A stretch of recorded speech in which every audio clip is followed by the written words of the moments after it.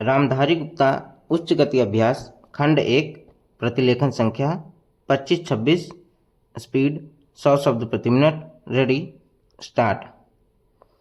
सभापति महोदय, अब मैं आर्थिक मामलों पर आना चाहता हूं। मैं अधिक समय नहीं लूंगा। इस बात को सभी स्वीकार करेंगे कि तीव्र गति से हमारी आर्थिक प्रगति हो, इसका प्रबंध किया जाना चाहिए।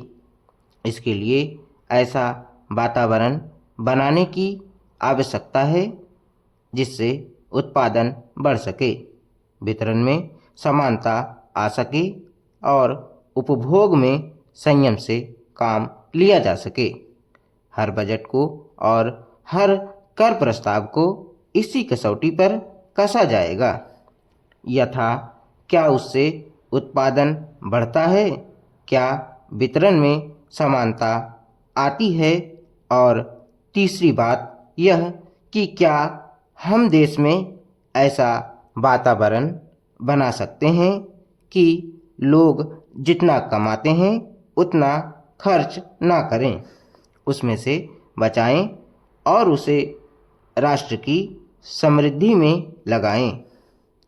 अगर इस कसौटी पर सरकार की आर्थिक नीतियां कसी जाएं तो मुझे लगता है कि उनमें पर्याप्त सुधार की गुंजाइश है। मैं वित्त मंत्री की कठिनाई को समझ सकता हूं। विकास की आवश्यकता अधिक धन की मांग करती है। राज्य सरकारें अधिक कर लगाने के लिए तैयार नहीं हैं। वे केंद्र से कर्जा लेकर अपना काम चलाना चाहती हैं। वहाँ कोई वित्तीय अनुशासन नहीं है। यह सारा बोझा केंद्र को उठाना पड़ेगा और केंद्रीय सरकार कठिनाई में पड़ेगी। इसलिए मैं समझता और सुझाव को दोहराना चाहता हूँ कि राज्यों को इस संबंध में निर्देश दिया जाना चाहिए। संविधान के अंतर्गत केंद्र इन राज्यों को निर्देश दे सकता है कि वह अपने साधनों के अंतर्गत अपने खर्च को चलाएं। केंद्र के कर्ज पर निर्भर नहीं रहना चाहिए।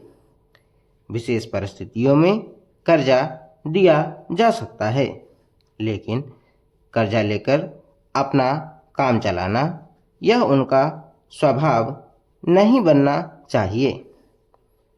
अपवाद रूप में कर्जा लेकर वह किसी विशेष परिस्थिति का सामना करने के लिए प्रस्तुत हों तो उसका विरोध नहीं किया जा सकता। दूसरी बात यह है कि देश में सादगी और संपत्ति को उड़ाने के बजाय उसे उत्पादक कार्यों में लगाने का वातावरण बनाना चाहिए।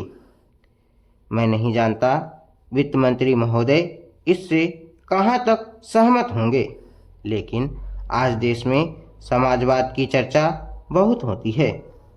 लोगों का समाजवाद की ओर देखने का दृष्टिकोण विकृत हो गया है। लोग हमें क्या मिलता है इस ओर ज़्यादा ध्यान देते हैं। हम कितना खर्च करते हैं इस ओर ध्यान नहीं देते हैं। समाजवाद बिना संपत्ति की अभिवृद्धि किए और बिना उसके समान वितरण के नहीं आ सकता। हमारा देश कृषि प्रधान देश है। सभापति महोदय, खेती के बाद उद्योग का हमारे देश के आर्थिक जीवन में बड़ा प्रमुख और महत्वपूर्ण स्थान है। स्वतंत्रता के बाद देश में बड़े बड़े और मौलिक उद्योग धंधे खड़े किए गए हैं जिनकी बहुत आवश्यकता थी। उस दिशा में अच्छा प्रयास किया गया है और उसमें बड़ी सफलता भी मिली है। लेकिन जहाँ बड़े बड़े उद्योग धंधे खड़े हुए, वहाँ छोटे छोटे उद्योग धंधों की, विशेष रूप से उन उद्योग धंधों की जो देश में परंपरा से चले आ रहे थे, बड़ी उपेक्षा हुई।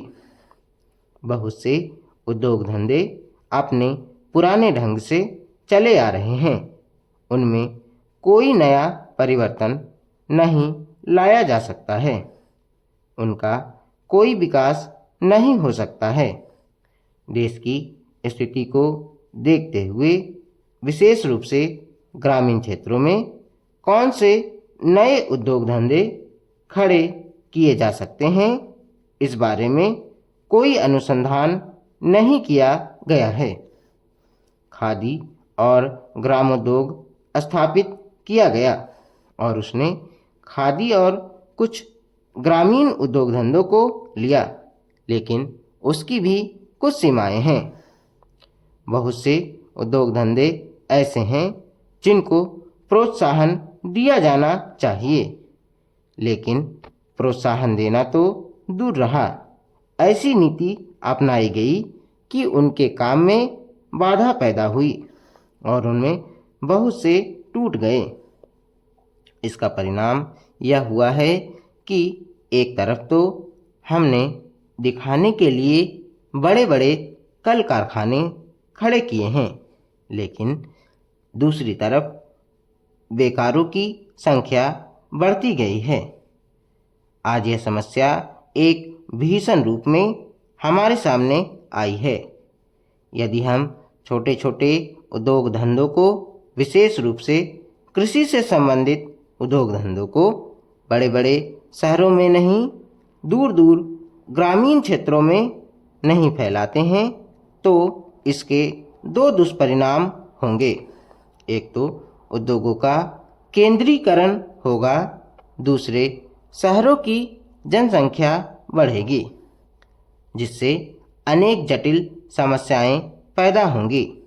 इससे हर एक आदमी को काम नहीं मिलेगा और हमारे जो पुराने उद्योग धंधे जीवन से संबंधित सामग्रियां तैयार करते हैं, उन पर बुरा प्रभाव पड़ेगा। लेकिन सरकार की ऐसी नीति रही है कि उनमें से बहुत से उद्योग धंधे समाप्त होते जा रहे हैं, जिसका परिणाम यह है कि इस उद्योग में लगे हुए आदमी बेकार हो रहे हैं। मैं चाहूँगा कि सरकार ऐसे उद्योग धंधों को अधिक प्रोत्साहन देने का प्रयत्न करे। इस प्रयत्न के लिए हम इस मौके पर सरकार का समर्थन देशभक्ति की भावनाओं से करते हैं।